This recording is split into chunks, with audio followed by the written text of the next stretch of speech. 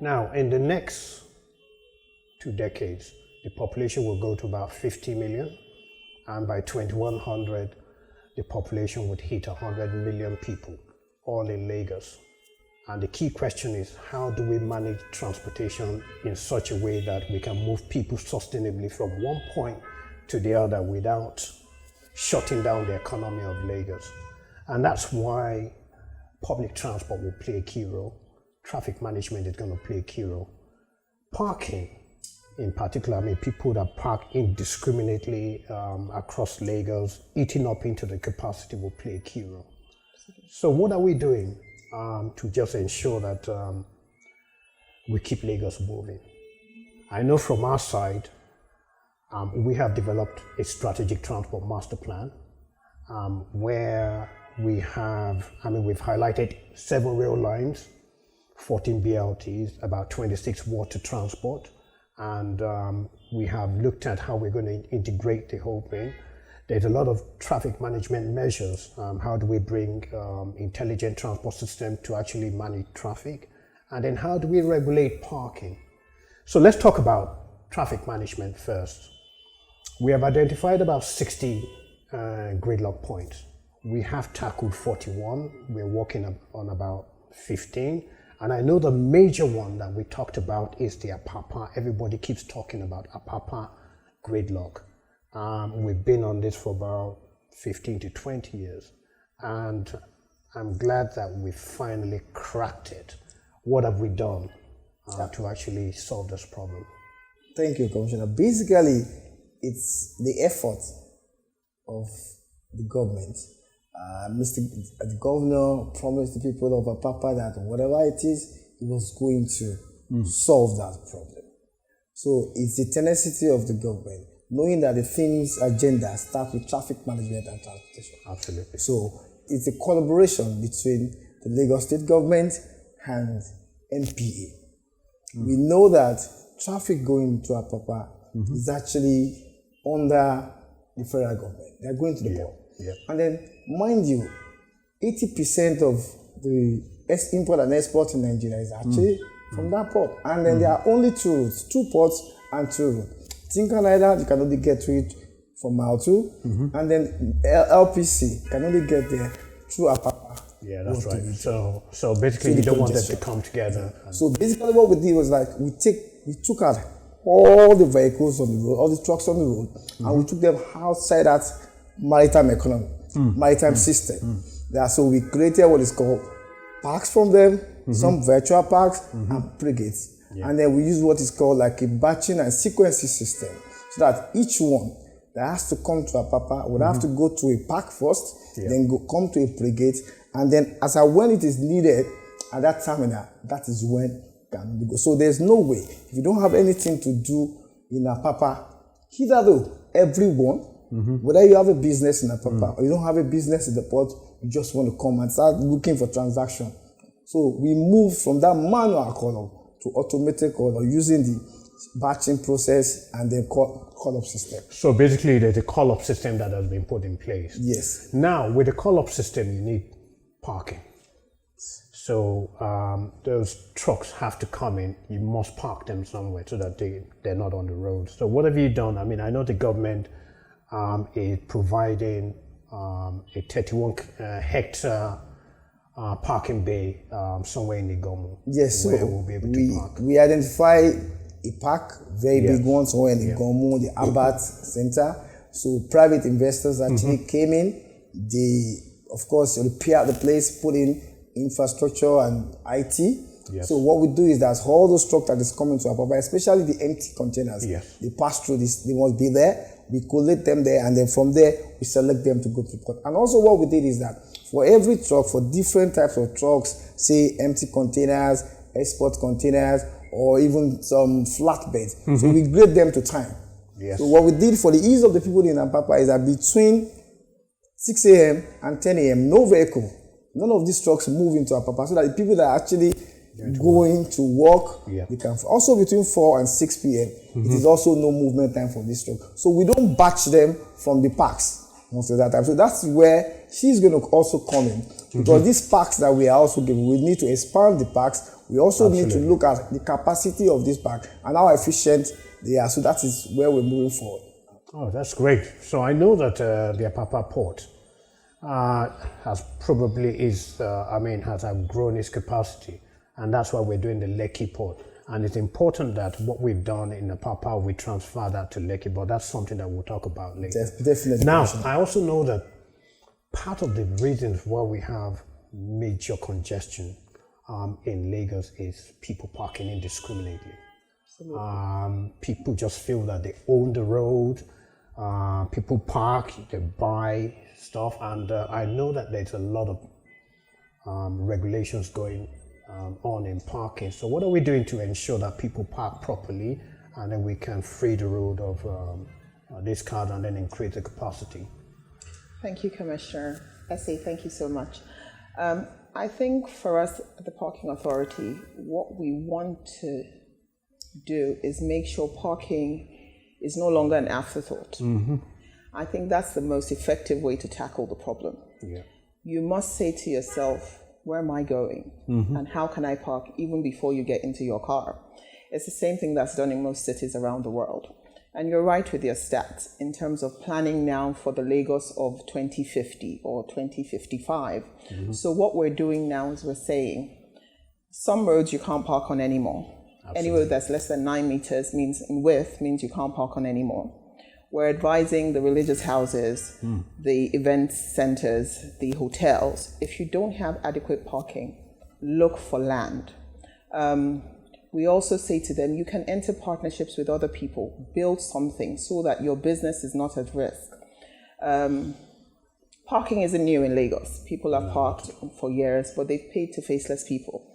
What the governor has tried to do with the parking authority is to say, let this be a legitimate business. If you run a parking business, come forward, let us know you, let us identify you, so that if something happens, or perhaps we're trying to bring in new technologies, new policies, you're well informed of what is going on in Lagos. It's really important. Of course, since we started, we've done a lot of advocacy, but change is often resisted. And I think we've faced a lot of that. So continuing with advocacy, public relations in different languages is very big for us. It's really important that Lagosians know that ultimately, whatever the government and the MOT does, is to better the lives of Lagosians. In terms of transport, we don't want the gridlocks that we often experience to happen anymore. So the days of you feeling like I can park my car on the road because I just want to pop into MedPlus or something will soon be over in Lagos. We're spreading the word so that when we eventually start on these projects and we're enforcing, people can't feign ignorance. For us, it's also big that as a developer or a landlord, when you're building your house, you must think of parking. We can't stress enough because over 70% of Lagosians don't have adequate residential parking. So it means that Lagos will get to a point where if you build a house without adequate parking, people will no longer rent, because if they think of the cost of parking and the inconvenience that comes with it, it's just not worth their time renting it. And so for those people that are built now and don't have adequate parking, we're saying to them that for those areas that can accommodate it, residential parking will come on soon. For those places that can't, we're not, because government spends money to fix these roads. And the more cars that park on the road, the quicker the roads get damaged. So it's a ripple effect. And I think people need to understand that. It's not just you, one person. It's the whole street that parks on the road. Then one side of the street goes down, and then something happens, and then you're waiting for another ministry to come and fix it. So it's a whole chain that goes round, and we're trying to address that and say it must stop. So one of the achievements of the government here is the setting up of the parking authority, just to make sure that we regulate parking and then people are able to behave properly. But you know, one thing I always say is that in Lagos, a lot of people come into Lagos. No matter how many roads you build, people will buy more cars. And I often say that Lagos State will not build itself out of congestion, and that's where public transport comes in. We must complement our road, the road mode with public transportation. And that's why we're building the blue line for a start. We're building the red line. So, for example, the blue line will start from Marina, it goes to Okokomaiko, and the first phase will be to Mile 2, and we're hoping to we will get that into passenger operation by the first quarter of next year, which is exciting. Absolutely. The second one, which is the red line, will start from Agbado somewhere in Ogun State, come all the way to Uyingbo, and then eventually to Marina. The first phase is to Uyingbo, and that will start in the first quarter of next year also. Those two rail lines together will take care of about 20 million trips in a month. You can see the impact that would have on our roads. Definitely. But parking is also important there. So, for example, we want to encourage people to cycle, to walk, or maybe to park and ride. So most of these stations would have parking, and then traffic management will also come in to play around those areas. So, I mean, what do you see, going forward? By the time we hit 2023, because I'm excited. I think Lagos State is going to change radically. Oh, basically, I'm excited because basically where we're going, like you said, is mass transit. Yes. And if in your explanation earlier, when you're talking, we have the vehicular density of Lagos. Yes. Look at where it is as compared to the average of Nigeria. So what means that we'll be taking a lot of vehicles off the road. So more people in the high capacity buses in the big ferries that we're doing, and also I'll even come to the high capacity exactly. soon, but I'm talking about the rail now. So, the station. And then what the rail is going to do is that it's going to take a whole lot of people. Yes. And then you can imagine moving from Agbado to Lagos to Marina in 25 minutes. 25 minutes rather than 2 hours. No, 2.5, sometimes 3 hours. Yes. So what that is going to do is that even the people that stays in Lagos would rather stay in those places in Agbado, rent houses there, and know that 25 minutes I'm in Lagos and out. So I'm very excited about this. I'm sure. And that Badagry corridor, going to Mile 2 and then eventually to Michael. By the time that comes on board, wow. So the other part is, like you said earlier, the bus stops. So that is another area that we are really working on. And you need to make sure that people don't park at the bus stops. So people would have to definitely enforce that, because really the government is spending a lot of money on these terminals and these bus stops so we need to encourage our people to use it more. The buses should actually make use of it so that we can have orderliness. And that's, of course, you come in there in the issue. Yeah, exactly. The parking. So for me, I think I'm also excited that it's a transport family. Yeah. Everything now seems to be coming together. The rail, the parking, the traffic management. You can understand the vision and how it's coming to birth finally. And it's really good that under this administration, we've been able to achieve that. For us, we're super excited. We embrace technology, and I'm sure that with the coming of the cameras and the technology, parking management system we want to deploy, Lagosians will soon start to see the impact. It was also really important for us, and I know that we've had this conversation before about people feeling like they're in a safe place when government agents work up to them. So you have ID, you want to check, there's a USSD code, there's WhatsApp to check to verify that this person is actually a government agent working for you, just to make sure that Lagosians feel at ease, understand that we're trying to bring the consciousness of what we're trying to achieve to them, and we want them to be a part of it as well. Yeah. And that brings me to the Smart City Initiative project, where the governor is building a 3,000 kilometer fiber around Lagos, and then looking at the security implications. So we're mounting about 2,000 cameras just to make sure that people feel safe around the network. We're also deploying AMPL cameras just to help us with enforcement rather than having physical enforcement. What's LASMA doing just to ensure that we bring technology to play in making enforcement efficient and effective? So basically, like we discussed it, and so the whole point is that we're moving from human interference, even in traffic management. So it's going to be about intelligence. We're moving towards intelligent traffic management. Absolutely. So with the AMPR and the fiber optics, it's going to even make it easier. And the traffic management system. Exactly. So that's the whole focus. So using brick and mortar to manage traffic That's where we are moving away from.